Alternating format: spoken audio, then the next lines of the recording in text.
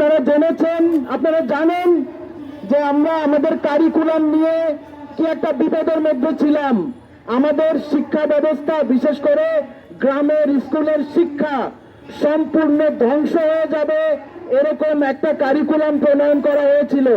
সেই কারিকুলামের বিরুদ্ধে খুবই গোছানো গঠনমূলক যেই আন্দোলন এবং বক্তব্য ছিল, তার প্রেক্ষিতে আমরা এই মুহূর্তে আমরা জানি যে একটা নতুন কারিকুলাম প্রণয়ন করা বা পুরনো কারিকুলামের সংস্কার করা এটা একটা সময় সাপেক্ষ, মূলত ড্যামেজ কন্ট্রোলের জন্য আমাদের শিক্ষা ব্যবস্থা, আমাদের শিক্ষার্থীরা এই সময় একটা অনিশ্চয়তার মধ্যে আছে। আমরা একটা অন্ধকার পরিস্থিতির মধ্যে আছি।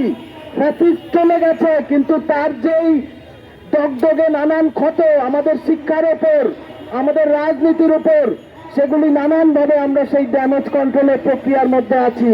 কিন্তু আমরা কি দেখলাম?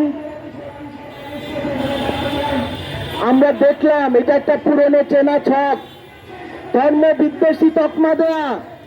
সেই ধর্ম বিদ্বেষী তকমা দেয়া হচ্ছে যখন আমাদের এখানে মিলাদের ওপর আক্রমণ হয়েছে, মাজারের ওপর আক্রমণ হয়েছে, মন্দিরের ওপর আক্রমণ হয়েছে, তখন আমাদের এই সব শায়ক আলেমরা কাউকে ধর্ম বিদ্বেষী খুঁজে পান নাই। এখানে অসংখ্য মাজারের ওপর আক্রমণ হয়েছে, মানুষ খুন করা হয়েছে, তখন কাউকে ধর্ম বিদ্বেষী আখ্যা দেন নাই। এখানে মিলাদুন্নবীর প্রোগ্রামে আক্রমণ করে মানুষ খুন করা হয়েছে, তখন কাউকে ধর্ম বিদ্বেষী আখ্যা দেওয়া হয় নাই। আজকে ভুলভাবে, ভ্রান্তভাবে ধর্ম বিদ্বেষী আখ্যা দিয়ে একটা নতুন কালচারাল ওয়ার, এবং আমরা দেখেছি ইতিপূর্বে ওই ফ্যাসিস্ট শাসনের সহযোগী ছিল যারা এই ধর্ম বিদ্বেষী তকমা দেওয়ার রাজনীতি করত। এইখানে ধর্ম বিদ্বেষী আখ্যা দিয়ে মানুষ খুন করা হয়েছে। না হলে ওই শায়করা কি বলতেন সেটাকে আমরা অত পাত্তা দিতাম না, কিন্তু তারা এই মত তৈরির মধ্যে দিয়ে মানুষকে হত্যাযোগ্য করে তোলেন। এই বাংলাদেশে আমরা সেই পুরনো ফ্যাসিস্টদের যেই সব চক্রান্ত এবং এই একই চেনা রাজনীতির ছক আর দেখতে চাই না। এবং আমরা পরিষ্কার বলতে চাই যেই অভ্যুত্থান আমরা করেছি, সেই অভ্যুত্থানকে ব্যাহত করার ষড়যন্ত্র কিন্তু এখনো চলছে। পতিত স্বৈরাচারের প্রেতাত্মারা সক্রিয় আছে। আমাদের প্রতিবেশী রাষ্ট্র আমাদের সাথে সাংস্কৃতিক যুদ্ধে নেমে পড়েছে, এবং আমরা জানি যে এই পূজা উপলক্ষে নানান ধরনের ষড়যন্ত্র চালু আছে, পূজা বানচাল করার চক্রান্ত চালিয়ে আছে।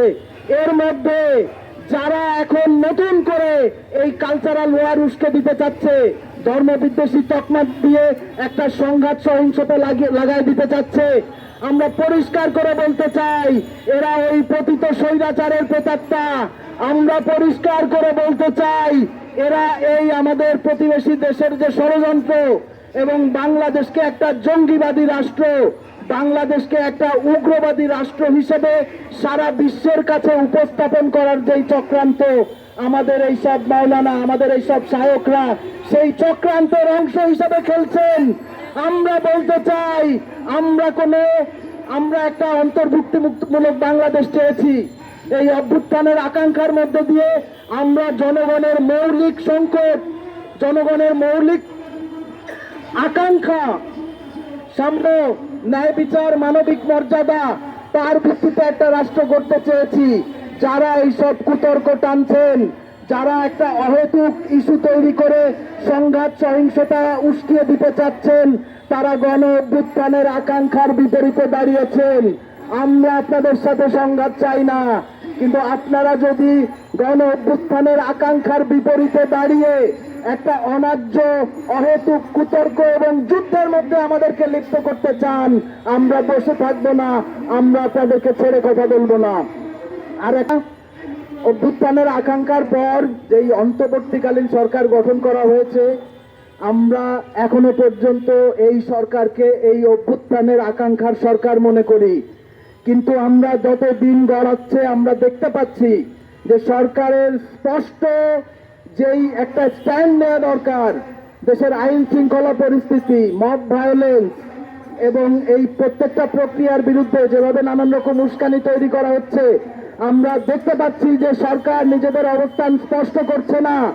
আমরা দেখতে পাচ্ছি জনগণের সংকট সমাধানের ব্যাপারে এবং আইন শৃঙ্খলা রিস্টোর করার ব্যাপারে অভ্যুত্থানের যে আকাঙ্ক্ষা, গণমানুষের আকাঙ্ক্ষা, সেইটার ক্ষেত্রে আমরা দেখতে পাচ্ছি সরকারের নানান দ্বিধা, দোদুল্যমনতা, জড়তা।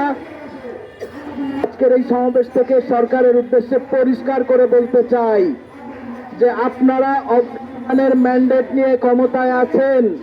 এই জনগণের আশা আকাঙ্ক্ষার বিপরীতে যত ধরনের উস্কানি, ষড়যন্ত্র, সেগুলির বিরুদ্ধে আপনাদের অবস্থান স্পষ্ট করতে হবে।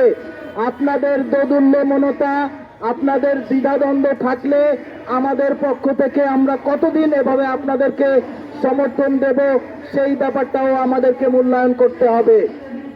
সুতরাং আমি আমার কথা শেষ করব, এবং যেই দুইটা কথা আমি বললাম, আমাদের পরিষ্কার অবস্থান যে যেই ড্যামেজ কন্ট্রোলের প্রক্রিয়ার মধ্যে আমাদের এই কারিকুলাম এবং পাঠ্যপুস্তকের যে প্রক্রিয়া আছে, এটা দ্রুত শেষ করতে হবে। এর মধ্যে এই কুতর্ক এবং এগুলি টেনে আনলে আমাদের শিক্ষা ব্যবস্থা ইতিমধ্যে গত কয়েক মাস ধরে যেই সংকটের মধ্যে আছে, সেই সংকট আরো বাড়বে।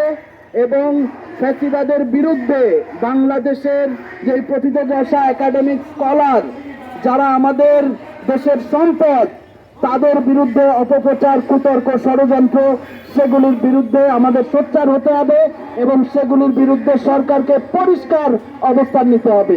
এই দাবি জানিয়ে আমি আমার কথা শেষ করছি।